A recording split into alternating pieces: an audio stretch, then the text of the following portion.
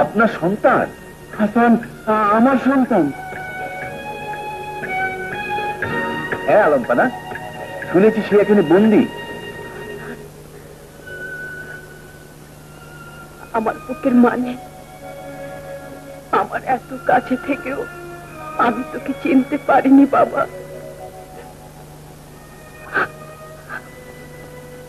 কিন্তু কোথায় সে? নিশ্চয়ই সে শাকিলকে নিয়ে বাদশার দরবারে গেছে।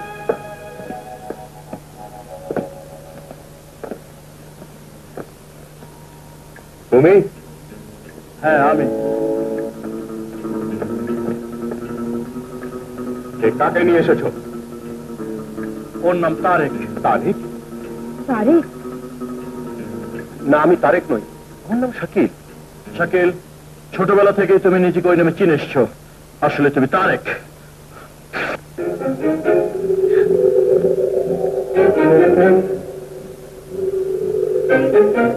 হ্যাঁ, এই তো আমার হারিয়ে যাওয়া সন্তান তারেক, আমার বুকের মানিক।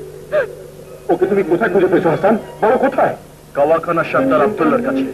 কি কি নাম বললে? আব্দুল্লাহ। আব্দুল্লাহ? আলমপানা, আমি ফিরে না আসা পর্যন্ত আমার জন্য অপেক্ষা করবেন। না, আর অপেক্ষা নয়, আমি আজই অত্যাচারী জালিম বাদশার দরবারে যাব। কিন্তু আলমপানা, ওরা যদি আপনাকে চিনে ফেলে? না, ওরা আমাকে কিছুতেই চিনতে পারবে না, কারণ এর আগে আমি সেখানে ছদ্মবেশে গিয়েছিলাম, তখন আমাকে কেউ চিনতে পারেনি, আজ পারবে না।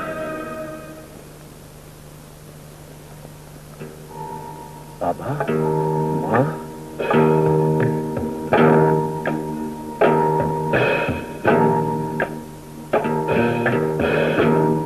বাবা, মা, ওরা সবাই বলছে আমি নাকি তোমাদের সন্তান নই, ওদের সন্তান। বলো বলো, এই কথা কি সত্যি?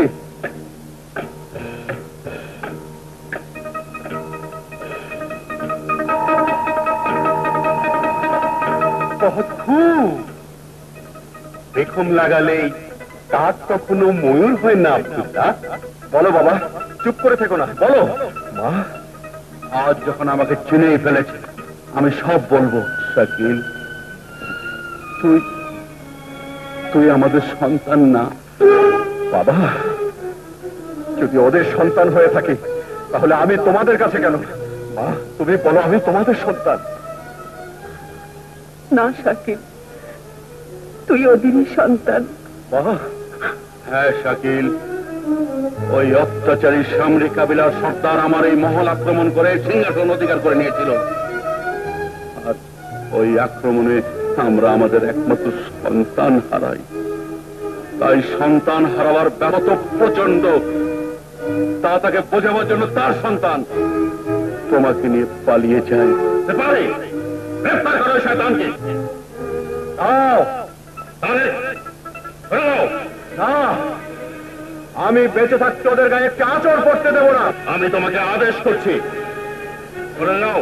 না তারেক, তুমি আমার সন্তান, এখনো সময় আছে, আমাকে বাধ্য করো না। আব্বা হুজুর, আপনি শুধু আমার জন্মদাতা, কিন্তু যারা আমাকে পিতা মাতার স্নেহ দিয়ে বড় করেছেন, আমার কাছে তাদের স্থান আপনার চেয়ে অনেক ঊর্ধ্বে। আজ আমি জেনে গেলাম আমার সত্যিকারের পিতা একজন অত্যাচারী শাহী চোর। আমি তোমাকে শেষবারের মতো বলছি, ওদের গায়ে যদি হাত ওঠে তাহলে আমার হাত উঠবে, আর আমার হাত যদি ওঠে তাহলে সালতানাত রক্তে ভেসে যাবে। বন্দী করো আমার নালায়েক সন্তানকে।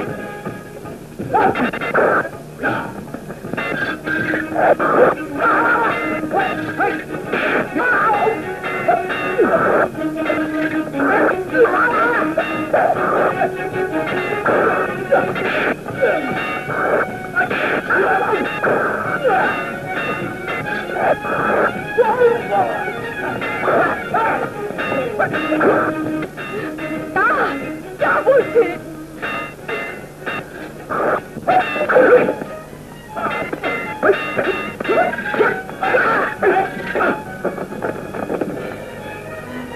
শাকিল, এ কি শুনছো বাবা? তুমি ঠিকই শুনেছ মা, আমি চলে যাচ্ছি। কেন বাবা? একজন অত্যাচারীর জুলুমবাজ শাহী চোরের সন্তান হয়ে বেঁচে থাকার চেয়ে না থাকা অনেক ভালো। শাকিল, হ্যাঁ মা, মনে করো তোমাদের সন্তান আবার হারিয়ে গেছে, চুরি হয়ে গেছে। চলি মা। ভাইয়া, তুমি কি আর কখনো এখানে আসবে না? আসবো, এই সালতানাতের ভাগ্য বদলে দিতে। খোদা হাফেজ।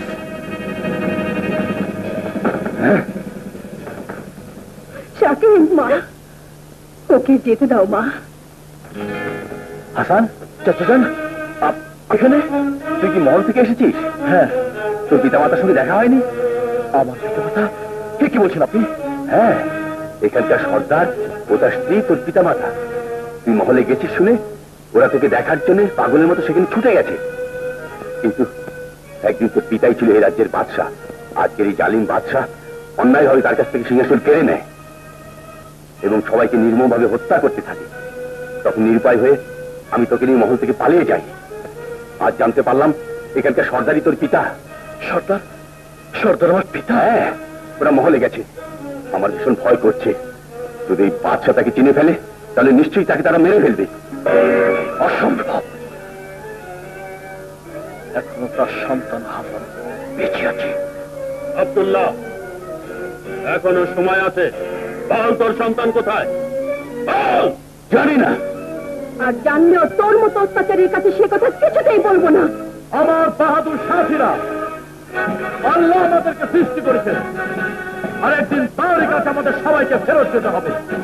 কিন্তু মৃত্যুর আগে দুনিয়ার সমস্ত মুসলমানদের ফরজ আল্লাহকে খুশি করা।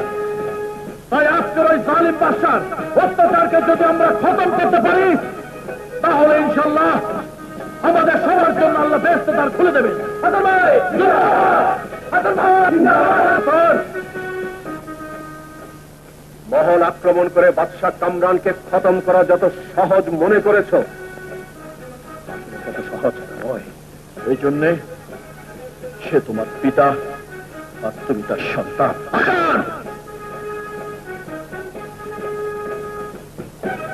একজন অত্যাচারী আমার পিতা হতে পারে, বাদশা হতে পারে না। তাই আজ আমি তাদের সাথে সমস্ত সম্পর্ক ছিন্ন করে দিয়ে এখানে চলে এসেছি। কিন্তু কিন্তু সর্দার কোথায়? আমার জালিম পিতা তাদেরকে বন্দী করেছে। বন্দী করেছে? হ্যাঁ। কিন্তু আমার পিতা মাতার যদি কিছু হয় তাহলে কাউকে আমি চিন্তা ছাড়বো না। এ কি বলছো? তোমার পিতা মাতা? হ্যাঁ, তোমাদের সর্দার আমার পিতা। ওই জালিম শাহী হয়তো এখনো জানে না আমি বাদশাহ আব্দুল্লাহ সন্তান। শোনো, আমি যদি সূর্যাস্তের আগে ফিরে আসতে না পারি তাহলে তোমরা সবাই মহল আক্রমণ করবে। খোদা হাফেজ।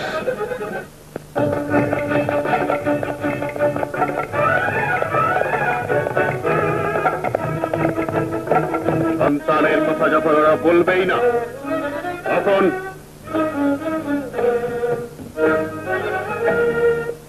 ওদের দুজনকে অন্ধ করে দাও, আর কোনোদিন যেন ওদের সন্তানকে দেখতে না পারে। না, দোহাই লাগে, আমি তোমাকে অনুরোধ করছি, আমার সন্তানকে একটি বার দেখার আগে আমার চোখের রশ্মি কেড়ে দিও না। দোহাই লাগে। তার কাছে তুমি কি অনুরোধ করছো? হ্যাঁ নাজনীন, আজ আমার পিতা মাতা তোমার ওই জালিম পিতার জুলমের শিকার হয়েছে। হাসান, হ্যাঁ, একদিন ষড়যন্ত্র করে আমার পিতার মহল সে কেড়ে নিয়েছিল, কিন্তু আজ আজ তাকে সারা জীবনের সমস্ত অন্যায় শাস্তি পেতেই হবে। আল্লাহ!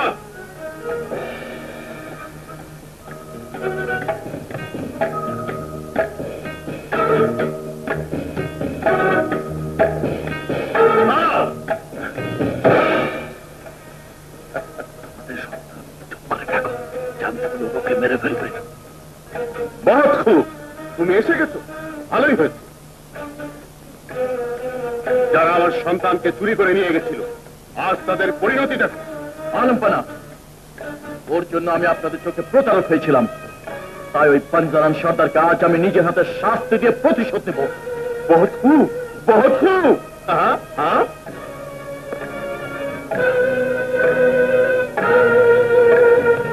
তুমি নিজের হাতে আমাদের মারতে চাও? তাই করো। তোমার হাতে যদি মরতে পারি আমার আত্মা শান্তি পাবে, তবু ওই জালিমের হাতে মরে আমার দেহটাকে অপবিত্র করতে চাই না। এসো, এগিয়ে এসো।